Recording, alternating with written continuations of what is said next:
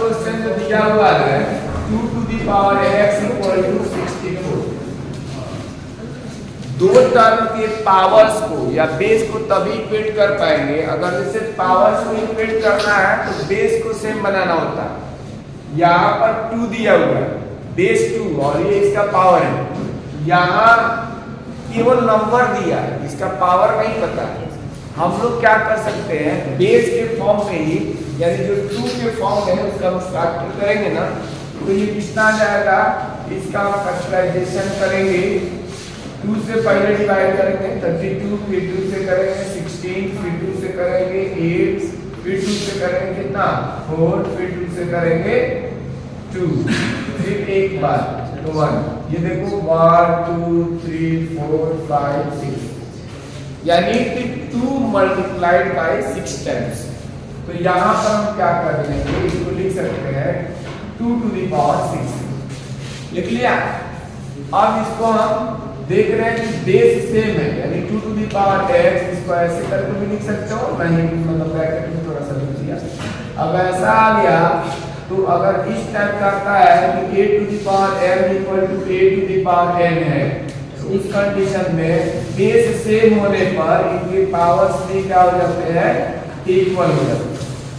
a to the power m equal to a to the power n लिखा है तो यहाँ बेस दोनों के सेम है तो पावर क्या हो जाएंगे, इक्वल हो जाएंगे। तो सेम वही चीज है, यहाँ देखो यहाँ भी बेस 2 है, यहाँ भी बेस 2 है तो इनके पावर्स क्या हो जाएंगे, इक्वल हो जाएंगे। देयरफॉर यहाँ से x की क्या वैल्यू निकल के आएगी, 6 आ जाएगी। तो इसका आंसर आ गया 6। ठीक है, तो ये फर्स्ट का आंसर आ गया।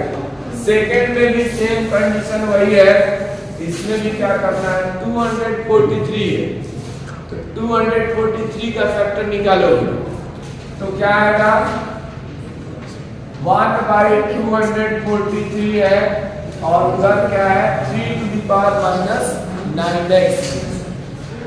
ये 3 से इसका 9 को हम लोग 9 को चाहे तो क्या लिख सकते हैं, 3 into 3 लिख सकते हैं और whole to the power -3x।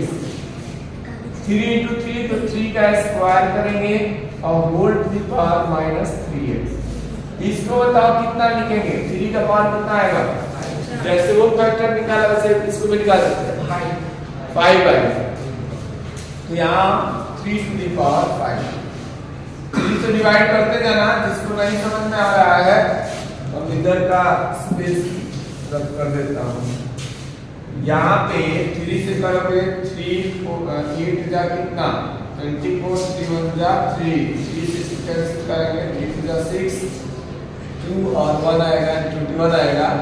तो 3 से जा कितना 21, फिर 3 से करोगे फिर 3 से तो ये को 1 2 3 4 5 टाइम्स है। ठीक है, इसलिए इसको 3 to the power 5 लिखते हैं। अब इसमें पावर क्या है, यहाँ पे थोड़ा ध्यान दो। पावर की पावर जब होता है ना, पावर को मल्टीप्लाई कर दिया जाता है तो यहाँ आ जाएगा 3 to the power 2 में -3x से मल्टीप्लाई होगा तो माइनस का 3x।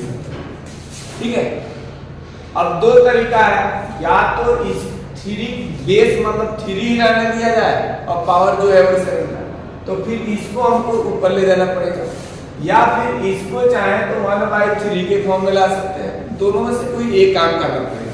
हम इसी को ऊपर भेज देते हैं, 3 to the power 5 है ना, तो जब ये ऊपर जाएगा तो 3 to the power -5 हो जाएगा और इधर जो है 3 to the power -6।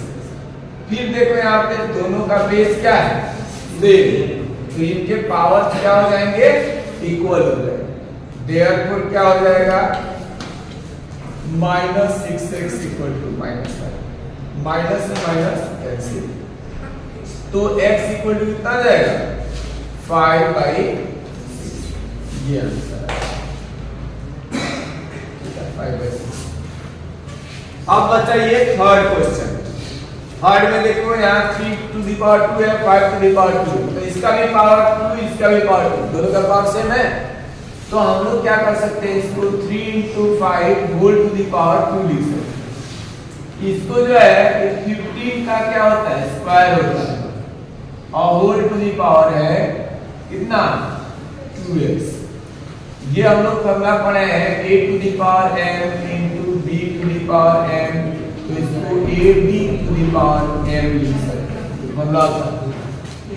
ठीक है, इसका भी पावर m है, इसका भी पावर m है, तो दोनों को मल्टीप्लाई करके यानी ab to the power m लिख सकते हैं।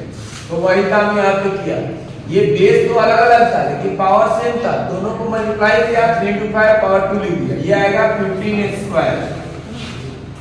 और इधर क्या आ गया, ये पावर की पावर है, पावर ऑफ पावर होता है, देन पावर इज मल्टीप्लाइड, तो हम इसको मल्टीप्लाई करेंगे, यानी 2 में 2x से करेंगे तो 15 टू दी पावर कितना आ जाएगा 4x आ जाएगा। ठीक है, अब यहाँ पर बेस सेम आ गया। बेस कैसा आ गया, 15 ये भी है, 15 ये भी है, तो पावर क्या हो जाएगा, पावर इक्वल हो जाएगा। देयरफॉर क्या होगा, यहाँ पे 4x इक्वल टू 2 हो जाएगा, तो यहाँ पर 2 हो जाएगा, x इक्वल टू 2/4, ये आ जाएगा 1/2। तो ये थर्ड का आंसर आ गया 1/2। ठीक है, अब बचा हमारा कौन सा, क्वेश्चन नंबर 4 का क्या करेंगे, x to the power a है और x to the power b। अब उसने क्या किया, हिसाब ऐसे से काट काट कर 0 करके सब काट कर 1 कर दिया।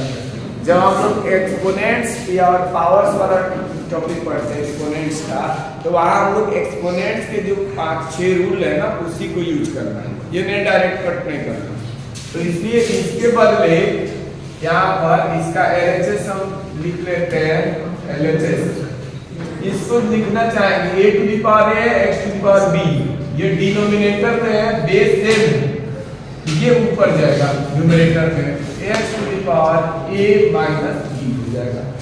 कैसे, हम लोगों ने फॉर्मूला पढ़ा हुआ था, a to the power m by बाय a to the power n equal to m minus n, यानी डिनोमिनेटर में जो टर्म होता है न्यूमरेटर में जाने पे माइनस हो जाता है। तो यहाँ x to the power a था तो प्लस रहेगा, लेकिन ये न्यूमरेटर में जाएगा तो माइनस b हो गया। ठीक है, फिर दूसरा वाला term into x to the power c है, x to the power a, x to the power c तो रहेगा ही नहीं, ये वाला टर्म जाके minus into x to the power, ये b है ये c है, तो b माइनस c। आगे इतना, अब क्या है कि ये सबका बेस सेम है, x x x सबका है, तो और है कैसा, ये मल्टीप्लाई में बेस सेम हो, मल्टीप्लाई होता है तो पावर को क्या कर दिया जाता है, ऐड कर दिया जाता है। तो इसलिए यहाँ पर x to the power a minus b plus दूसरा वाला टर्म क्या है, c minus a plus b minus c, minus c से plus c cancel, plus b से माइनस b कैन सी, और ये प्लस है ये कैंसिल होके x टू दी पावर 0। आप लोगों ने पढ़ा है किसी भी नंबर का या किसी भी अलजेब्रिकल एक्सप्रेशन का पावर अगर 0 होता है तो उसकी वैल्यू कितनी होती है, 1, इसलिए हो गया ये 1, यही हमारा राइट हैंड साइड। ठीक है, इस तरह से हम लोग इसको प्रूव कर पाए। ये 4 नंबर क्वेश्चन।